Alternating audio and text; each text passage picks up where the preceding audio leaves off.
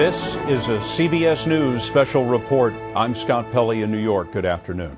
President Obama is about to make comments at the White House about the failure of the so-called supercommittee to reach an agreement to cut the deficit.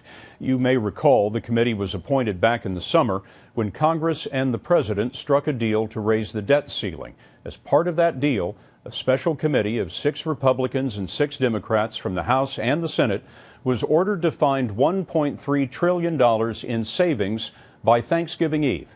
Today, the co-chairs of the committee said it was not possible to do that. They said they could not bridge the committee's significant differences. Chief among those differences, apparently, was raising taxes.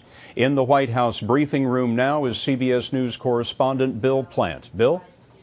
Scott, the president tonight is going to reiterate the fact that the sequester, which is due to happen in 2013, is bad, but that it should not be undone. That's the consequence of failing to reach an agreement. He's going to basically say that he would veto any attempt by Congress to change that sequester, which would mean cutting a lot of funds, including funds for the Department of Defense. He's also going to say that he does believe something needs to be done, but he will insist again, as he has before, that it has to be an approach balanced between more revenue and tax cutting. And we expect him to talk again about the importance of the tax cut. And here's the president. Good afternoon. As you all know, last summer I signed a law that will cut nearly $1 trillion of spending over the next 10 years. Part of that law also required Congress to reduce the deficit by an additional $1.2 trillion by the end of this year. In September, I sent them a detailed plan that would have gone above and beyond that goal.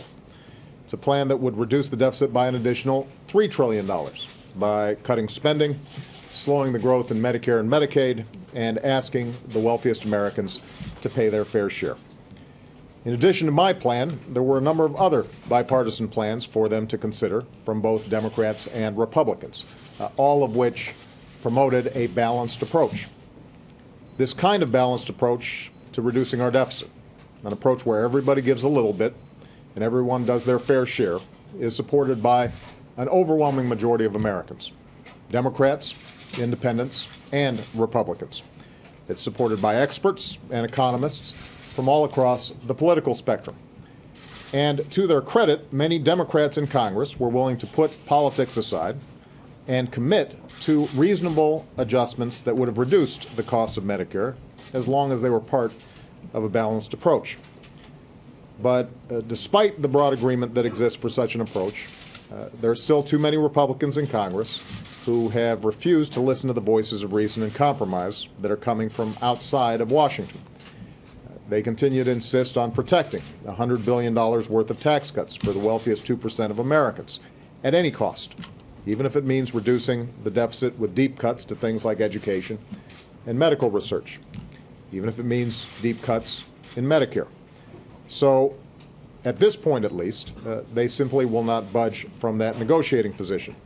And so far, that refusal continues to be the main stumbling block that has prevented Congress from reaching an agreement to further reduce our deficit. Now, we are not in the same situation that we were in August. There's no imminent threat to us defaulting on the debt that we owe. There are already $1 trillion worth of spending cuts that are locked in. And part of the law that I signed this summer stated that if Congress could not reach an agreement on the deficit, there would be another $1.2 trillion of automatic cuts in 2013, divided equally between domestic spending and defense spending. One way or another, we will be trimming the deficit by a total of at least $2.2 trillion over the next 10 years. That's going to happen, one way or another. We've got $1 trillion locked in, and either Congress comes up with $1.2 trillion, which so far they've failed to do, or the sequester kicks in and these automatic spending cuts will occur that bring in an additional $1.2 trillion in deficit reduction. Now, the question right now is whether we can reduce the deficit in a way that helps the economy grow, that operates with a scalpel, not with a hatchet. And if not, whether Congress is willing to stick to the painful deal that we made in August for the automatic cuts. Already, some in Congress are trying to undo these automatic spending cuts. My message to them is simple. No. I will veto any effort to get rid of those automatic spending cuts to domestic and defense spending. There will be no easy off-ramps on this one. We need to keep the pressure up to compromise, not turn off the pressure. The only way these spending cuts will not take place is if Congress gets back to work and agrees on a balanced plan to reduce the deficit by at least $1.2 trillion. That's exactly what they need to do. That's the job they promised to do. And they've still got a year to figure it out. Although Congress has not come to an agreement yet, nothing prevents them from coming up with an agreement in the days ahead. They can still come together around a balanced plan. I believe Democrats are prepared to do so. My expectation is that there will be some Republicans who are still interested in preventing the automatic cuts from taking place.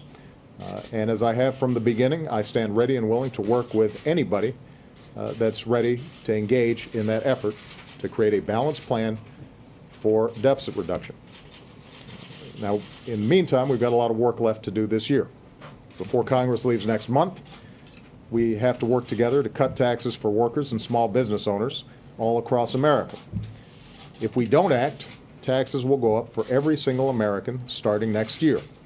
And I'm not about to let that happen. Middle-class Americans can't afford to lose $1,000 next year because Congress won't act. And I can only hope that members of Congress who've been fighting so hard to protect tax breaks for the wealthy will fight just as hard to protect tax breaks for small business owners and middle-class families. We still need to put construction workers back on the job, rebuilding our roads and our bridges. We still need to put our teachers back in the classroom educating our kids. So when everybody gets back from Thanksgiving, it's time to get some work done for the American people. All around the country, Americans are working hard to live within their means and meet their responsibilities. And I know they expect Washington to do the same. Thanks. The President of the United States talking about the failure today of the so-called supercommittee of the Congress to find $1.2 trillion in budget deficit reductions over the next 10 years. There will be a great deal more about this on your local news, on this CBS station, on our website, cbsnews.com, and, of course, on tonight's CBS Evening News. Until then, I'm Scott Pelley, CBS News in New York. For news 24 hours a day, go to cbsnews.com.